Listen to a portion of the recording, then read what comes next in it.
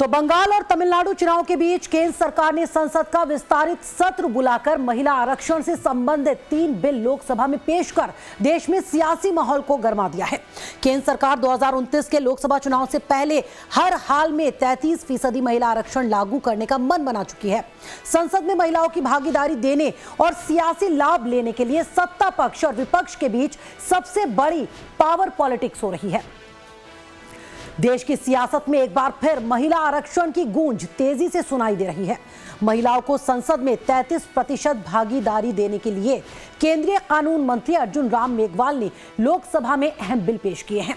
Bill पेश करने के बाद कानून मंत्री अर्जुन राम मेघवाल ने लोकसभा में कहा, सरकार का मकसद महिलाओं का प्रतिनिधित्व बढ़ाना है। लोकसभा में सरकार की तरफ से मोर्चा संभालते हुए प्रधानमंत्री मोदी ने न सिर्फ आधी आबादी को उनका सियासी हक देने की जोरदार वकालत की, बल्कि विपक्ष पर चुन चुन कर हमला भी बोला। प्रधानमंत्री ने विपक्ष पर निशाने साधते हुए कहा कि जिसने महिलाओं के अधिकारों का विरोध किया उसका बुरा हाल हुआ है। हम इस भ्रम में न रहे कि हम देश की नारी शक्ति को हम कुछ दे रहे हैं। जी नहीं, उसका हक है। और हमने कई दशकों से उसको रोका हुआ है। आज उसका प्रायश्चित करके हमें उस पाप में से मुक्ति पाने का यह अवसर है।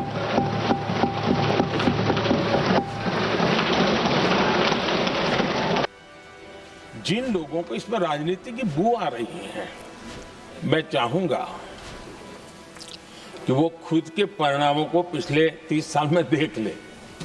फायदा उनका भी इसी में रास्ता दिखाता हूं। इसी में फायदा है कि जो नुकसान हो रहा है उससे बच जाओगे। और इसलिए मैं समझता हूं कि इसको राजनीतिक रंग देने की जरूरत नहीं है। तो देश की सबसे बड़ी पंचायत में महिलाओं की भागीदारी बढ़ाने पर जोर देते हुए प्रधानमंत्री नरेंद्र मोदी ने कहा कि इस बिल को राजनीतिक तराजू में नहीं तौला जाना चाहिए। पीएम मोदी ने साफ कहा कि हमारी नीयत की खोट देश की नारी शक्ति कभी माफ नहीं करेगी। विपक्ष के विरोध की राजनीति पर चोट करते हुए पीएम मोदी ने कहा कि महिला आरक्षण बिल का क्रेडिट नहीं चाहिए। इतना बड़ा सामर्थ्य उसको हम हिस्सेदारी से रोकने के लिए क्यों इतनी ताकत खपा रहे हैं जी? उनके जुड़ने से सामर्थ्य बढ़ने वाला है। और इसलिए मैं आज अपील करने आया हूं आपके पास कि इसको राजनीति के तराजू से मत तोलिए। ये राष्ट्रहित का निर्णय है। मैं उनको भी एडवाइज करना चाहूंगा, एक मित्र के रूप में एडवाइज करता हूं और सबको काम आएगी। हमारे देश में जब से विमेन रिजर्वेशन को लेकर के चर्चा हुई है और उसके बाद जब जब चुनाव आया है, तो हर चुनाव में महिलाओं को मिलने वाले इस अधिकार का जिसने विरोध किया है, जिसने विरोध किया है, देश की महिलाओं ने उन्हें माफ नहीं किया है। उनका हाल बुरे से बुरा किया है। लेकिन ये भी देखिए कि 24 के चुनाव में ऐसा नहीं हुआ। क्यों नहीं हुआ? ये इसलिए नहीं हुआ कि 24 में सबने सहमति इसको पारित किया, तो ये विषय ही नहीं रहा।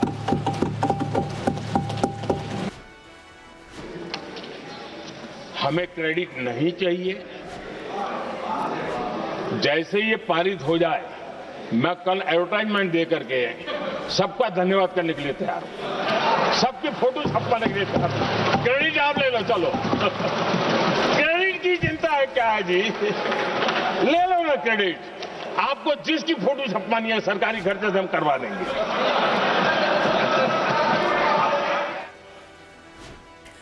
तो संसद के विस्तारित सत्र में महिला आरक्षण बिल पास कराने के लिए बेकरार प्रधानमंत्री नरेंद्र मोदी ने विपक्ष की सभी आकांक्षाओं को दूर करने की कोशिश करते हुए कहा कि अगर आपको गारंटी चाहिए तो वो भी दे देता हूं। पीएम मोदी ने सीधे तौर पर कहा कि किसी के साथ भेदभाव नहीं किया जाएगा। दक्षिण भारत में सीट घटने की आशंका पर डीएमके सांसदों के काले कपड़े पहनकर संसद पहुंचने पर पीएम ने तंज कसा और कहा कि जो काले कपड़े पहनकर आए हैं वो नजर का टीका है। मैं आज बड़ी जिम्मेवारी के साथ इस सदन में इस पवित्र जगह से कहना चाहता हूं, चाहे दक्षिण हो, उत्तर हो, पूर्व हो, पश्चिम हो, छोटे राज्य हो, बड़े राज्य हो, मैं आज एक जिम्मेवारी से कहना चाहता हूं कि निर्णय प्रक्रिया किसी के साथ भी भेदभाव नहीं करेगी। ये निर्णय प्रक्रिया किसी के साथ अन्याय नहीं करेगी।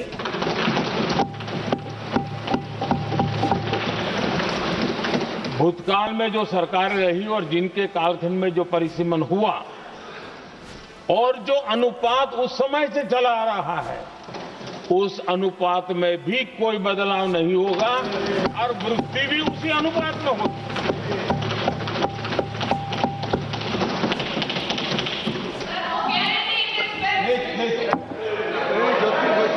अगर गारंटी शब्द चाहिए तो मैं गारंटी शब्द उपयोग करता हूं।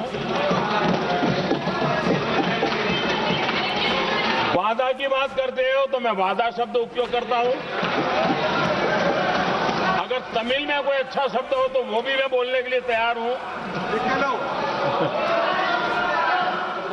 क्योंकि जब नीयत साफ है तो फिर शब्दों का खेल करने की हमें जरूरत नहीं है जी।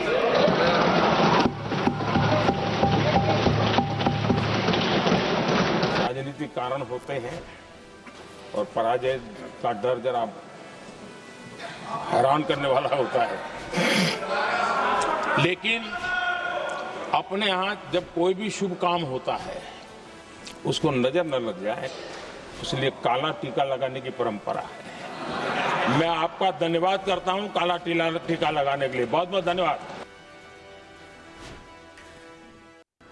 तो लोकसभा में महिला आरक्षण बिल पर चल रही गर्मागर्म बहस में कांग्रेस की तरफ से बोलने के लिए प्रियंका गांधी उठी।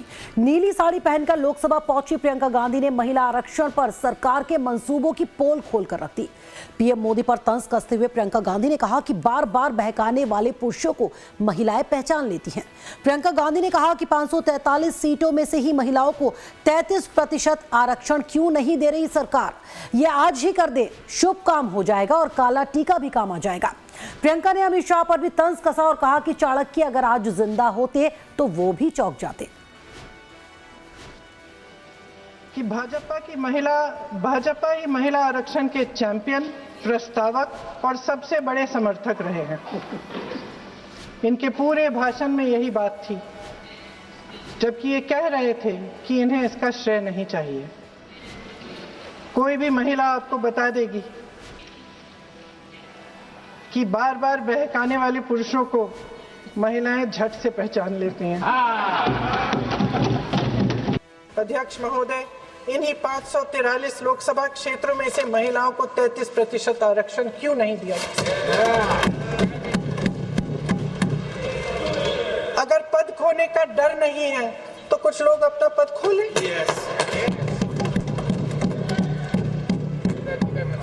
इसी में से SC ST का जो दर्जा है, SC ST में महिलाओं का आरक्षण 33% हो जाए, 1/3 आरक्षण हो जाए, OBC का भी उचित आरक्षण हो जाए, आज पारित हो सकता है।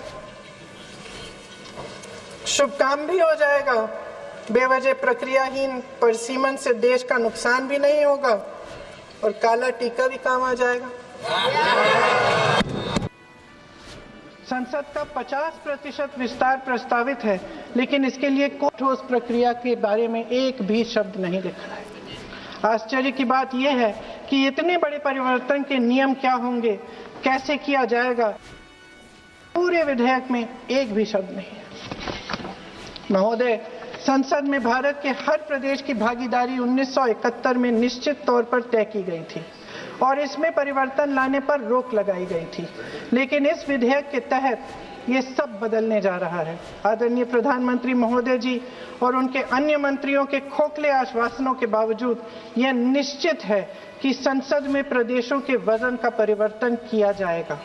हमारे लोकतंत्र की व्यवस्था में इतने बड़े परिवर्तन के लिए पूरी प्रक्रिया बनी हुई है, मगर इनकी योजना यही है कि प्रक्रिया को नकारा जाएगा।